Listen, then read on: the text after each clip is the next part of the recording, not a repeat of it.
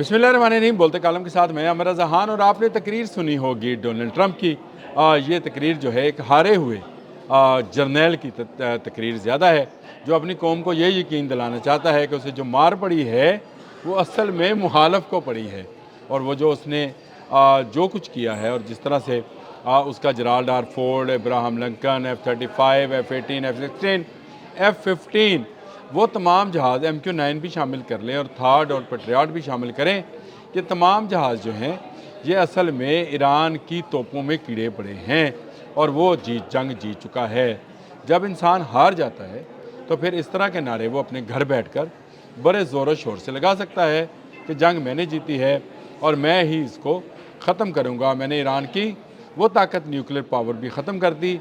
याद रखिएगा, जब पिछले साल जून में 12 रोज़ा जंग हुई थी तो उसमें भी यही दावा किया गया था कि आइंदा ईरान जो है न्यूक्लियर वार हेड नहीं बना पाएगा क्योंकि हमने उसकी क़ुव्वत ख़त्म कर दी। खैर, इस जंग में तो तमाम ईरान के मिसाइल ख़त्म कर दिए, ड्रोन्स के फैक्ट्री और गोदाम ख़त्म हो गए, तमाम बहरिया ख़त्म हो गई, तमाम फ़ज़ाइया ख़त्म हो गई।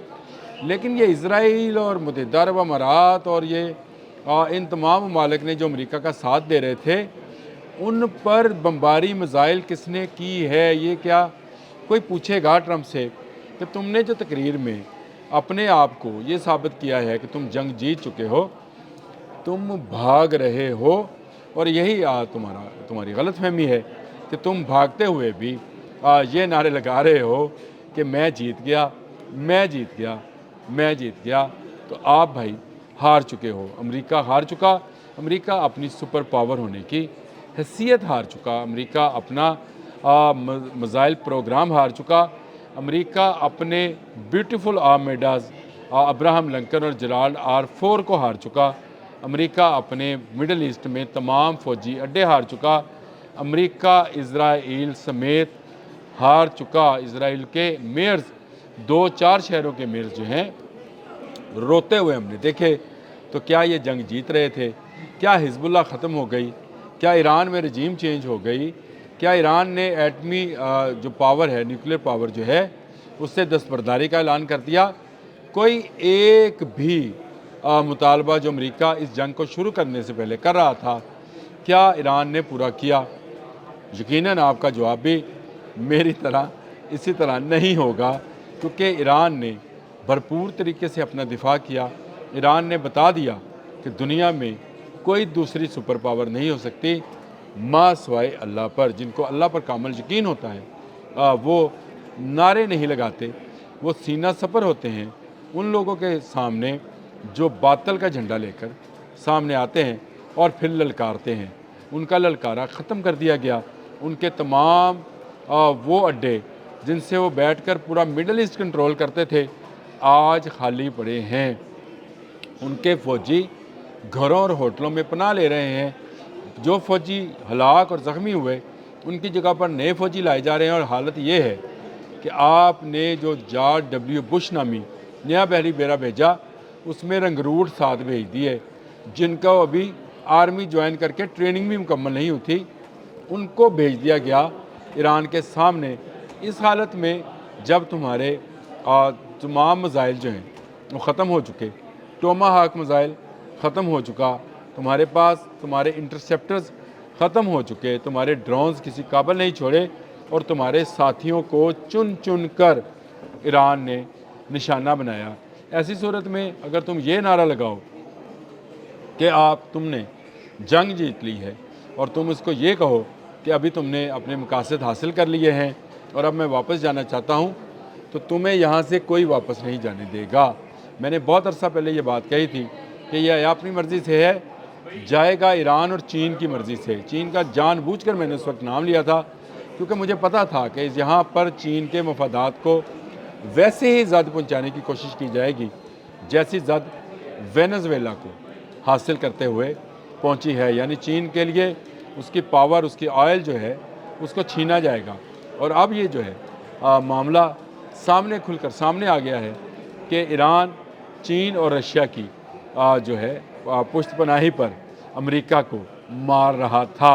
अमेरिकी तज्ज़ियाकार, अमेरिकी अखबारात, अमेरिकी मीडिया چیخ چیخ کر ایک ہی بات کہتا ہے، حتیٰ کہ یورپین یونین کی نمائندہ خاتون نے بھی یہی بات کہی کہ ایران جس طرح سے ٹارگٹ کر رہا ہے امریکنز کو، یہ اکیلے ایران کا کام نہیں ہے، اس کو رشیا کی سپورٹ حاصل ہے۔ تو بی بی سپورٹ تو حاصل ہوگی جب آپ لوگ میناب پر ٹوما ہاک میزائل گرائیں گے اور 180 بچیوں کو ان کی اساتذہ سمیت شہید کریں گے، تو پھر آپ کے ساتھ بھی ایسا ہی سلوک کیا جائے گا جب اتنے ممالک جن کی تعداد 13 یا 14 ہے، جس میں سے 12 جو ہیں وہ مسلمان ملک ہیں، افسوس کی بات ہے، وہ آپ کے ساتھ تھے اور آپ ایران پر حملہ آور تھے، اس وقت کیا آپ کو یہ ظلم نظر نہیں آتا تھا؟